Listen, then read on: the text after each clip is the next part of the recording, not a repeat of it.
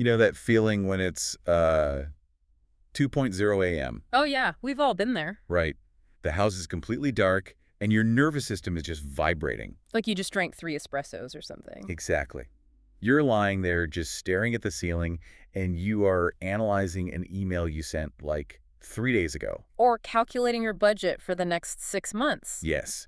Or trying to predict the exact, permutations of a conversation you have to have at work tomorrow. It's exhausting. It really is. Yeah. Because you're basically trying to logic your way into feeling secure, right? Yeah, you're using calculation as a shield against anxiety. But the very act of calculating is leaving you completely and utterly exhausted. Well, it's kind of the defining condition of modern life, isn't it? Totally. I mean, we treat our minds like these high-powered predictive algorithms. We're constantly feeding them data. Thinking that if we just calculate enough variables, we're safe. Exactly. We think we can engineer all the uncertainty out of our lives.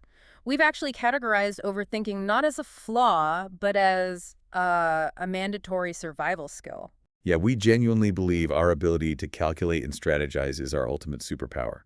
But today, we are going to challenge that assumption head on. I'm really excited for this one. Me too. Welcome to this deep dive. We are exploring a rather provocative philosophical essay today. It's dated September 21st, 2025. By an author named Shufeng. Right. And the title is A Spiritual Life Rises Above a Rational Life. That's a bold title. It is. And our mission today is to explore the author's central claim, which is that our logical, calculating brains, the very tools we rely on to succeed and stay safe, might actually be a prison. A prison that is actively preventing us from achieving true happiness. Yeah.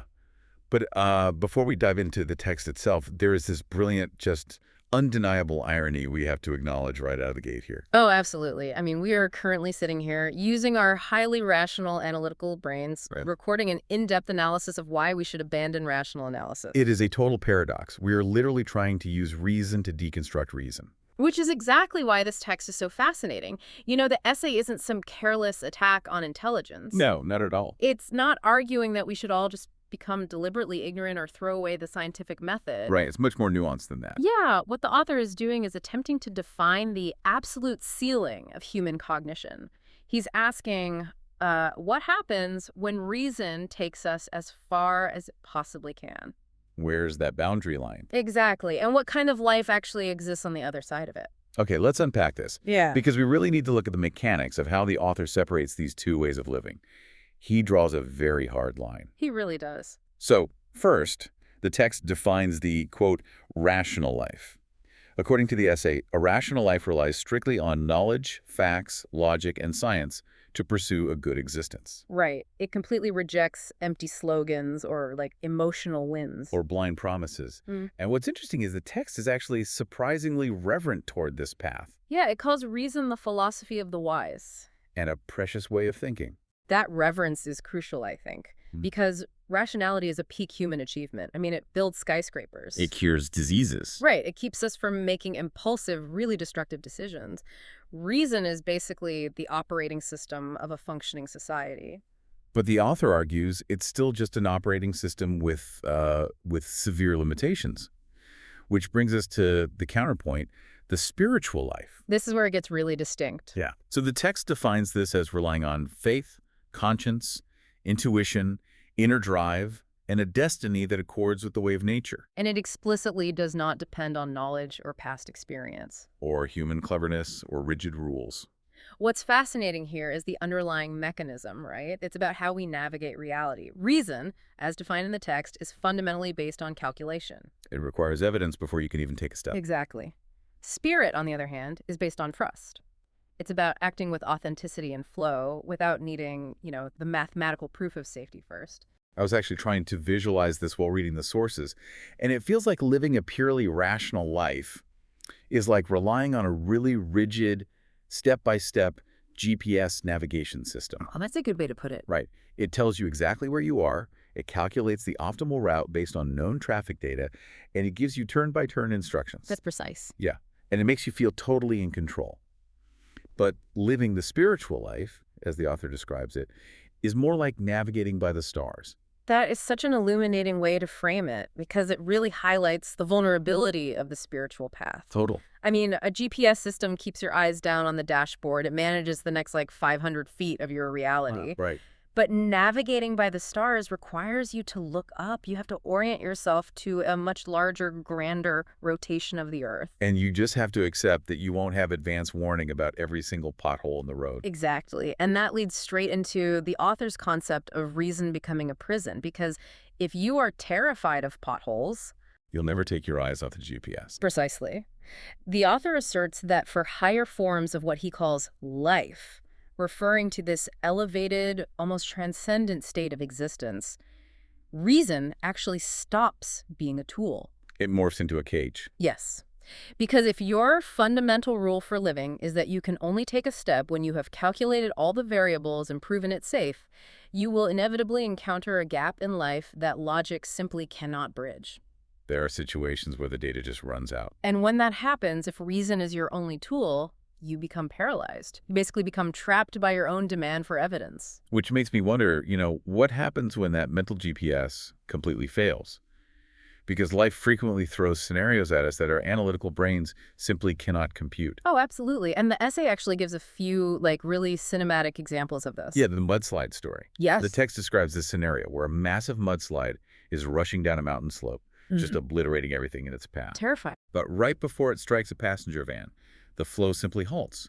It stops mid-surge. And only resumes its destructive path after the van has safely escaped. Right. And the author also points to historical and mythological events, like the biblical story of the Red Sea parting for the Israelites. The author presents these scenarios and poses a very direct challenge to the reader. He asks, how does human reason account for this? And looking at the text, the author seems to preempt the scientific response. But I kept thinking about how a modern rationalist would actually dissect that mudslide. Right. What would they say? Well, a scientist wouldn't just throw their hands up. They would say, let's look at the fluid dynamics. Let's examine the friction coefficients. Maybe a hidden boulder under the mud altered the flow. Exactly. The rational mind retroactively maps logic onto the event to make it fit a predictable model. It just calls it a statistical anomaly. Or a lucky coincidence. And from the author's perspective, that retroactive mapping is just a coping mechanism. Oh, totally. It's reason's desperate attempt to maintain the illusion of control. By labeling this incredibly precise, life-saving event as just a quirk of physics. And just apply a Band-Aid over a profound mystery. Exactly. The essay argues that reason demands reproducible variables, but these moments of salvation are singular. You can't reproduce them in a lab. So the text leans into a much grander explanation.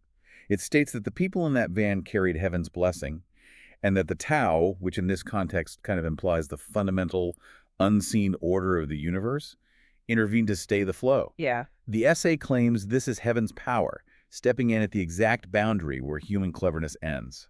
Reason is human cleverness. Spirit is heaven's power. Wow. That distinction anchors the entire philosophy of the essay, and to reinforce this, the author pulls a quote from the Cajun 10. Right, the classic compilation of Chinese philosophical wisdom. Yeah, and the quote reads, "The virtuous, with no thought of seeking fortune, find heaven opening the way. The schemer, intent on avoiding harm, finds heaven seizing his spirit." The schemer finds heaven seizing his spirit.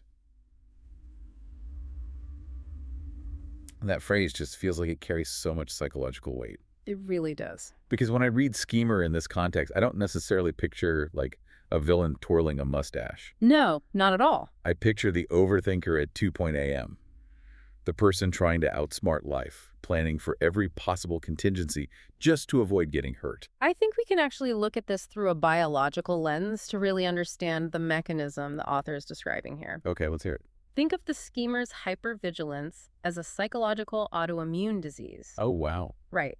Because an autoimmune disease occurs when the body's defense system is so hyperactive, so paranoid about external threats, that it literally starts attacking its own healthy cells. That makes so much sense. The text is suggesting that relentless calculation works the exact same way. In your desperate attempt to protect your life from harm, your anxiety actively destroys your capacity to enjoy the life you are trying to protect. So heaven seizes your spirit because your own defense mechanisms have choked off your vitality.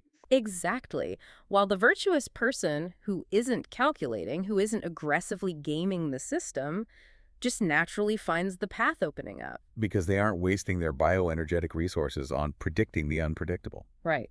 The text views the human journey as fundamentally chaotic by design.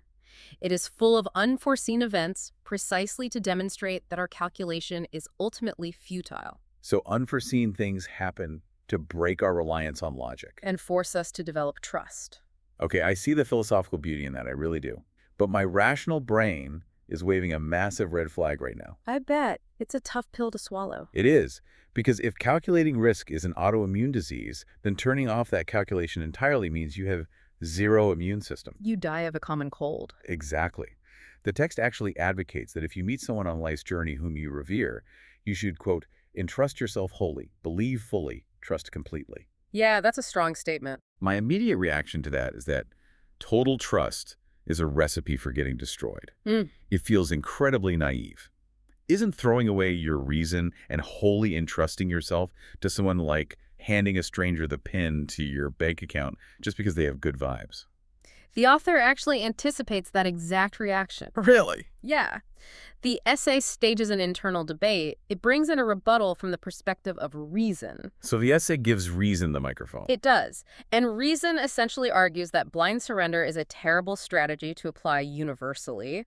Reason points out that people carry deep personal wounds, and trusting yourself wholly to a stranger leaves you incredibly exposed to predators. Which is entirely fair. The rational rebuttal states that spiritual practice must be tempered with self-knowledge, discernment, and a really firm grasp of human limits. So it champions, like, prudent engagement with reality. Yes. It's the voice in your head saying, don't hand a stranger your wallet just because you feel a spiritual connection. Right, right. And the author doesn't dismiss this risk. The text openly affirms that reason reduces the chance of being deceived. Okay. Reason is the cognitive firewall that prevents you from being manipulated by momentary emotion into toxic relationships or financial ruin. So the author admits that reason works. It does its job. It keeps you safe from the bad actors. It works, yes. But the author asks us to calculate the true cost of that safety. If we connect this to the bigger picture, this is where the counter-rebuttal hits hardest. Reason keeps you out of traps, sure, but it does so through constant, unrelenting vigilance. You are always scanning the horizon for threats. And the psychological toll of that vigilance is immense. The essay describes this toll so vividly, too. It says that reason itself fills our journey with worry, pain, anxiety, sorrow, and fear. Even witnessing someone else fall casts a lingering shadow on your mind. Think about how that plays out mechanically in the brain. Like you see a colleague get betrayed by a business partner. Right. Your rational brain immediately takes a snapshot of that trauma and says, update the algorithm. Trust no one in business. Build a thicker wall. The tragedy, as the author frames it, is that you end up living a weary lifetime under guard. Yeah. No matter how vast your learning or how sharp your wit, you still can't guard against every possible tragedy. You just end up exhausted, sitting behind your emotional fortress. You survive, absolutely. Yeah. But you are trapped inside the walls you built to keep the world out. Which is the core argument for why, if you want to achieve true spiritual elevation, you eventually have to lay down your armor. And the essay moves from these abstract internal battles into practical interpersonal dynamics to show us how this plays out in real life. Yeah, let's look at the real world. Here's where it gets really interesting. The author introduces a sociological example called the second home, or life genuine. This serves as a really fascinating case study within the text. Yeah. It's described as a community built entirely on the foundation of trust in their guide. And for many, complete surrender to that trust. Right. And the author made a really specific observation about the people who tried to live there. He noted that the individuals who naturally overthought things, The rationalists. yeah, the people who couldn't silence their rational calculating minds, they eventually left the community. Their nervous systems simply couldn't tolerate an environment that demanded pure trust. Exactly. Yeah. But the people who possessed a simple trust without the need to constantly verify and calculate, they stayed. And the text claims they successfully built homes characterized by harmony and high civilization. So the community basically acted as a filter. It did. The rationalists filtered themselves out because the absence of a defense mechanism felt indistinguishable from danger to them. Wow. But those who bypassed their vigilance were able to build something unified. And, we don't have to look at experimental communities to see this mechanism at work. No. No, the author applies this exact same dynamic to something almost everyone navigates: marriage. Oh, man. The section on marriage felt incredibly diagnostic. It's piercing. The author argues that sweet marriages turn bitter for one fundamental reason. The partners could not wholly trust and surrender to one another. Let's break down the psychology of what the author is describing there. It's basically the concept of the mental ledger. Right. You love your partner, but your rational brain insists on holding back just like 5 or 10% of your trust as an insurance policy. Like, I love you, but I'm going to keep my guard up slightly just in case you let me down. Exactly. And how does that actually manifest in a living room on a Tuesday night? It manifests in microexpressions. Yes. It's hesitating before sharing a vulnerability. It's a slight edge in your tone when they come home late. You think you are just protecting yourself, but your partner feels that 5% gap. They feel the distance. Exactly. And the text lays out the inevitable chain reaction that follows. That gap becomes a breeding ground for doubt. And doubt morphs into suspicion. Suspicion requires investigation, which inevitably breeds conflict. And conflict breeds division until the relationship just shatters. The brain's algorithm for self-protection inherently short-circuits the intimacy it actually desires. The calculation literally kills the connection. Because true intimacy, according to this philosophy, requires a spiritual surrender, not a rational contract with terms and conditions. Right. A rational contract might cleanly divide your assets during a divorce, but it actively prevents the deep, unified bliss of a truly spiritual marriage. The author distills all of this. The exhaustion of hypervigilance, the failure of the mental ledger in relationships, the limitations of the mental GPS into one incredibly sharp conclusion. So what does this all mean? Reason complicates, spirit simplifies. Reason complicates, spirit simplifies. Yeah. I mean, if your primary goal in life is survival, if you just want to avoid getting hurt or scammed, reason will accomplish that, though it will leave you drained and isolated. But if your goal is to genuinely thrive, to climb the peaks of life with joy and freedom, the author insists that only the spiritual mind can make that ascent. You have to transcend the compulsion to calculate. You do. And it is a radical departure from how we are taught to function. Truly. To conclude the essay, the author offers what reads like a final prescription for escaping the prison of reason. The text instructs the reader to entrust their life to the greatest creator, or to the Tao.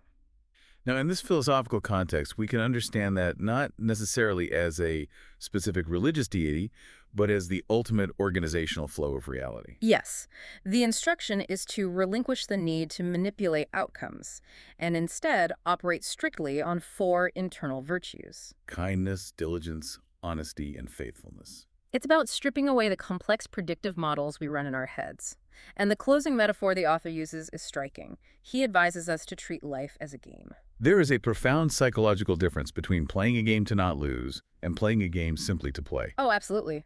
When you are governed by reason and fear, you play defensively trying not to lose. But when you treat life as a game in the spiritual sense, you play with flow. You adapt to circumstances gracefully. You act in harmony with your environment, stepping into opportunities as they naturally arise. Rather than trying to force reality to bend to your logic through sheer willpower. Which brings us right back to the beginning of this deep dive. Yeah, that image of you lying awake at 2 a.m., exhausted, trying to overthink your way into a feeling of safety. We use our logic as a shield. But the author is presenting us with the possibility that the shield is the very thing weighing us down and keeping us in the dark. It really forces us to examine the hidden cost of our own cleverness. It does. So we want to leave you with a final thought to mull over today, building on the paradoxes we've explored in this essay. This is a good one. If our relentless calculation and overthinking are essentially just fear disguised as logic, what is one specific decision you are agonizing over right now that would instantly be resolved if you simply assumed the universe was conspiring to help you rather than harm you? If you remove the assumption of threat, the entire equation changes. It fundamentally alters the math of your life. Maybe it's time to stop looking down at the GPS, look up at the stars, and just see where the road takes you.